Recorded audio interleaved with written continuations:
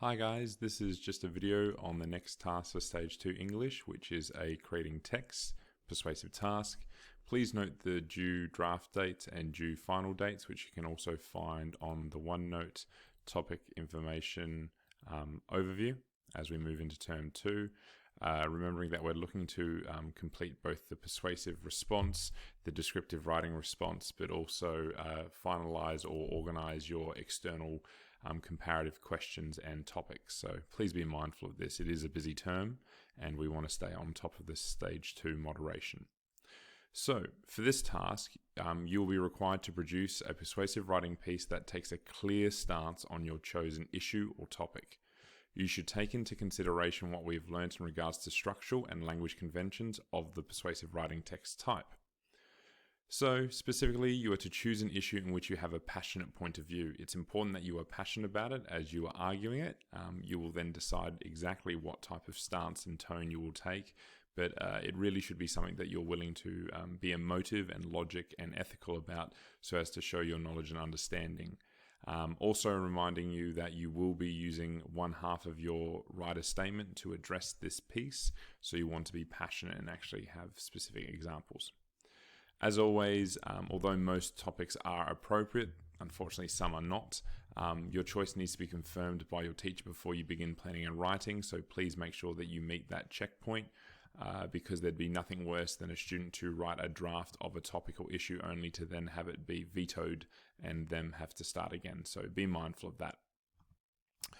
In all, your persuasive writing piece can be written. So this means that it'll simply be typed as a, open letter or an essay, but you might like to then turn it into a speech or multimodal presentation if you feel like they are going to work to your advantage in terms of formality and conventions.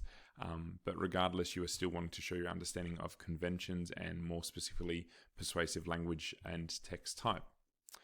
A nice little summary is that the structural feature would be that you have an introduction, you then have 3 body paragraphs which would follow the teal format, which would use a range of persuasive language techniques and conventions, keeping in mind that a great argument is one that actually uses a counter argument or rebuttal. However, you might wish to remain biased and only argue from one point of view.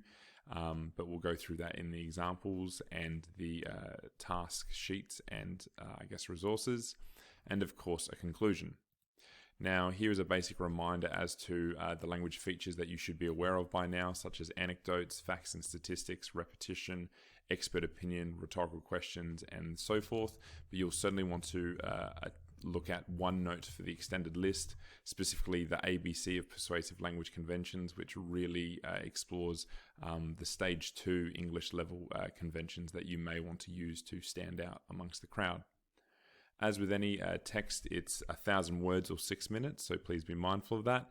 And if we were to look at the performance standards, it's important to understand that this is very much a creative task. So there's no need for analysis, which you will attempt on your own work in terms of the writer statement. But here we're looking for thorough knowledge and understanding of the ways in which creators, so that would be you, of text, which would be a persuasive text, use a range of language features. So we're talking 4 to 5 that are expertly used throughout, if at a minimum.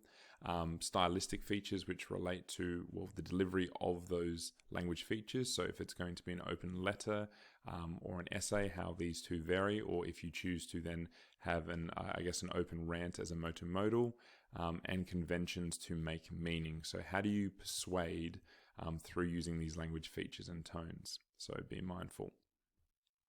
We're then wanting to see an extensive knowledge and understanding of a wide range of ways in which texts are created for different purposes, audiences, and contexts. And this is where, although you might use language features and techniques, but how through who your audience are, your tone, and your stance, are you addressing a specific audience, and in a way creating a wide range of ways in which the text is purposely created. It's one thing to argue persuasively, but to a specific audience and for a reason why, which would be apparent in how you deliver and what arguments you make, is made all the more clear in terms of the purpose of your persuasive response, the audience, and of course the context in which it is written and how it is written. Remember that knowledge and understanding comes from the production or the application, but it can be shown through your writing, but your application is then its formality of how you present those features. So versatile and precise use of language and stylistic features to create a wide range of coherent text. So that is where we're looking for the structure and the formal or informal tone based on your response and why in order to address the purpose, audience, and context. But we'll look at this more, but there is a brief summary and overview of the task.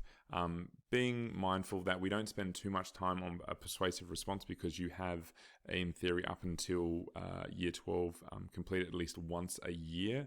Now we're simply playing for keeps, and it's time for you to look at the other resources. Thank you.